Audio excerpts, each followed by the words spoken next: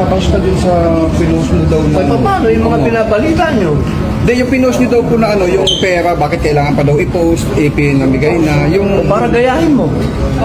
Baka may pera ka, di pa bigay mo, padala mo doon. Anong problema? Aray ko. Anyway, medyo na-real talk lang tong nag-interview. No? Kasi sometimes we need to be harsh. Kailangan natin iparamdam sa kausap natin na hindi natin sila gusto. Lot alam natin na yung mga ito ay dinadrag down tayo. No? Nakausap at tayo just to drag us down. Parang ganun. Actually, ang pagbibigay naman and to posted into any social forms, I mean in social media in any forms, may mga reason yan eh. Eto kay Senator Robin Padilla, siguro tama, yung intention niya is to inspire people to give, to share the blessings.